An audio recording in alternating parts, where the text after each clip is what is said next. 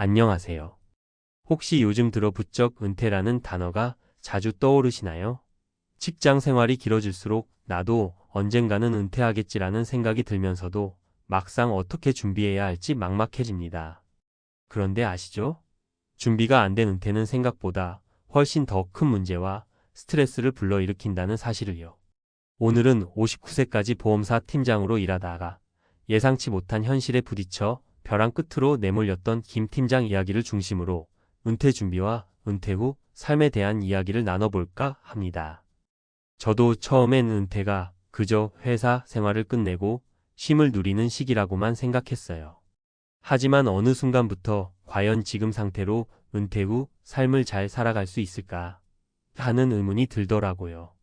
주변 지인들이나 선배들이 은퇴 후 겪는 어려운 사례를 접하면서 나도 당장 내일 당할 수 있는 일이겠구나라는 생각에 조금씩 불안해지기 시작했죠. 그렇다고 불안에만 빠져 있을 수는 없잖아요. 그래서 어떻게 대비하면 좋을까? 하는 질문을 놓고 이리저리 고민하다 보니 삶의 우선순위부터 인생 설계 방식까지 전부 다시 생각하게 되었습니다. 그렇다면 왜 은퇴 후 삶이 이렇게 어렵게 느껴질까요? 그리고 어떤 준비를 해야 행복한 은퇴 생활을 맞이할 수 있을까요? 오늘은 김 팀장 이야기를 통해 은퇴 후 맞닥뜨린 경제적, 정서적, 건강적 문제들을 하나씩 살펴보고 조금이라도 현실적인 해법을 제시해 보려 합니다. 구체적인 사례 3가지도 소개할 테니 나에게 해당되는 내용은 없나? 하는 마음으로 편하게 들어봐 주세요. 1. 그냥 나오면 어떻게든 되겠지의 함정. 먼저 김 팀장의 사례를 말씀드릴게요. 김 팀장은 59세까지 보험사에서 팀장으로 근무했어요. 팀장이라는 자리가 주는 안정감과 자부심 덕분에 딱히 다른 인생 계획을 세우진 않았죠.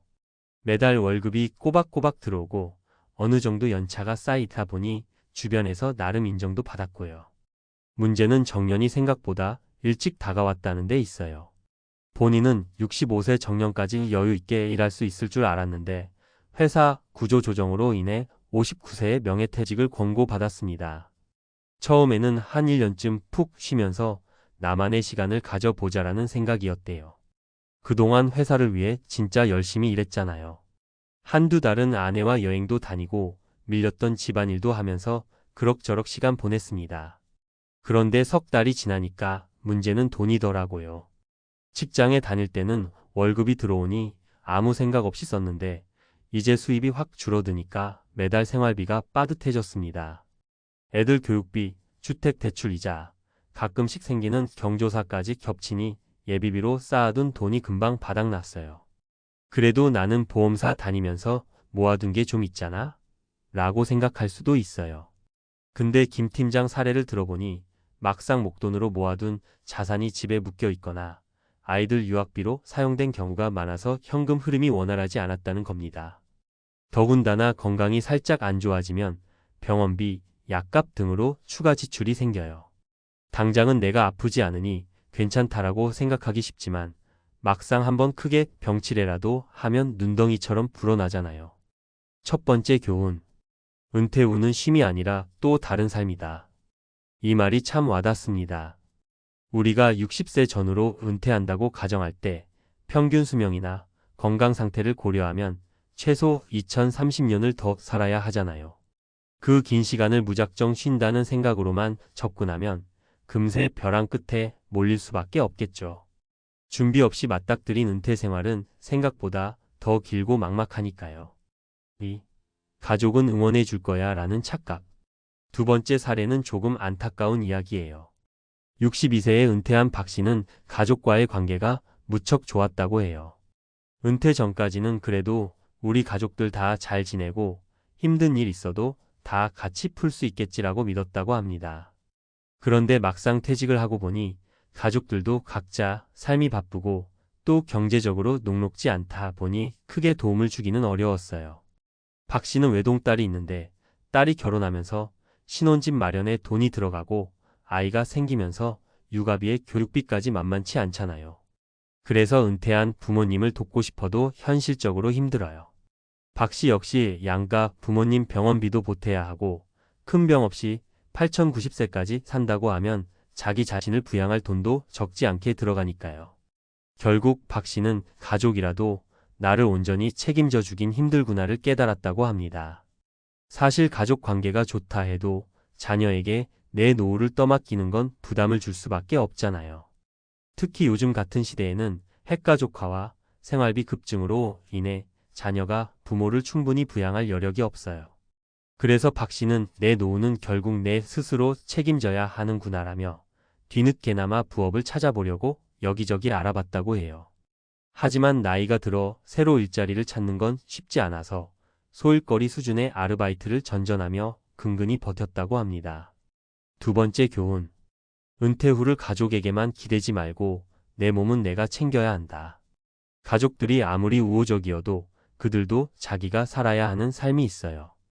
부모 자식 간이라고 해서 무조건 재정적으로 든든한 후원자가 되는 건 아니라는 얘기죠.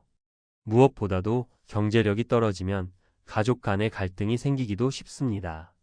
결국 가족 관계를 유지하려면 오히려 내가 더 준비된 모습, 스스로 자립할 수 있는 모습을 보여주는 편이 좋습니다. 3. 은퇴가 되면 삶이 편안할 줄 알았는데. 마지막으로 58세에 일찍 은퇴한 이 과장 이야기를 해볼게요. 이 과장은 사내 정치나 잦은 야근에 지쳐서 그냥 빨리 퇴직하고 편히 살고 싶다라는 마음이 컸다고 해요. 어느 날 명예퇴직 이야기가 돌자 제일 먼저 사표를 냈습니다. 그때만 해도 스트레스에서 완전히 해방되겠구나라는 희망이 있었다고 합니다. 그런데 막상 회사 문을 나오자마자 본인이 느끼던 정체성이나 자존감이 크게 흔들렸다고 해요. 왜냐하면 회사에서 팀원들을 이끌면서 받던 인정이 사라지니까 내가 뭐 하는 사람이지? 라는 허탈감이 밀려왔죠. 게다가 하루하루를 어떻게 보내야 할지 모르겠어요. 매일 아침 9시에 출근하고 6시에 퇴근하는 규칙적인 생활 패턴에 익숙했는데 갑자기 쌓여있던 시간이 너무 크게 느껴졌죠. 처음엔 자유다 하고 좋아했는데 한두 달 지나니 오히려 무기력해지고 우울감마저 찾아왔답니다. 가족이나 친구들이 한두 번은 만남을 가져주지만 매번 그들에게 의지할 수도 없고요. 그는 인간관계가 회사와 집만 오가던 패턴이었는데 막상 회사를 떼어놓으니 어디에 소속된 기분도 없어 허전하다고 말하더군요. 그리고 그 무기력이 깊어지면서 경제적인 문제와 맞물리면 더 큰 위기로 번지곤 해요. 세 번째 교훈. 은퇴 후에는 돈뿐만 아니라 삶의 목적도 미리 설계해야 한다. 은퇴 후에는 경제적 자립만 중요한 게 아니라 내가 무엇을 하며 살아갈지, 어떤 일에 의미를 둘지를 미리 고민하는 게 필수적입니다.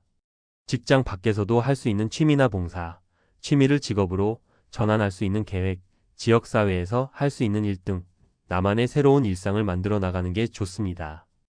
은퇴 후의 준비 어떻게 하면 좋을까? 위 세 가지 사례에서 느끼셨겠지만 은퇴는 생각보다 훨씬 길고 또 개인에게 많은 변화를 가져옵니다. 특히 경제적, 정서적, 건강적인 부분에서 한번 삐끗하면 재기가 쉽지 않을 수도 있어요. 그렇다고 겁먹을 필요까지는 없습니다. 왜냐하면 미리 대비만 한다면 행복하고 여유로운 은퇴 생활도 충분히 가능하니까요. 경제적 준비. 퇴직 후 최소 12년간의 생활비를 계산해 보세요. 매달 고정적으로 나가는 주거비, 식비, 의료비 등을 구체적으로 파악하고 평소보다 여유 있게 예산을 잡아둬야 예상치 못한 지출에 대비할 수 있습니다. 퇴직금을 한 번에 투자하거나 큰 자산의 부동산을 무리해서 구입하기보다는 여러 방면으로 분산해 두는 것이 좋아요. 요즘 같은 변동성이 큰 시장에서는 안정성과 유동성 모두를 고려해야 하거든요. 정서적 준비. 사람이 사회적 동물이라고 하잖아요. 직장을 떠나면 새로운 소속감이 필요합니다. 동호회, 자원봉사, 지역 커뮤니티 취미 모임 등등.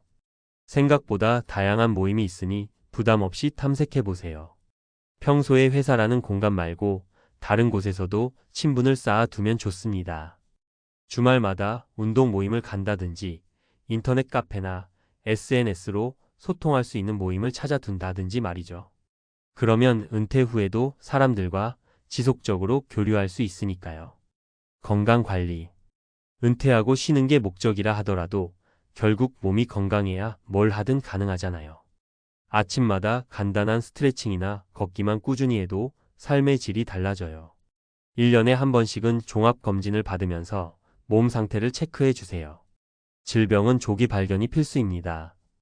괜히 아프고 나서 후회하지 말고 미리 예방법을 찾아보시길 권합니다. 새로운 인생 목표 설정. 은퇴하고도 내 경력을 살려 재취업하거나 나만의 비즈니스를 시작하는 분들도 많아요. 그것이 아니어도 취미를 전문적으로 파고들어 수익화하기도 하고요. 이때 가장 중요한 건 작은 목표부터 시작하는 겁니다. 목표가 너무 크면 시작도 하기 전에 지쳐버리기 쉬워요. 이번 달에는 독서 3권 하기처럼 소소하게 출발하면 삶의 생기가 돌기 시작합니다.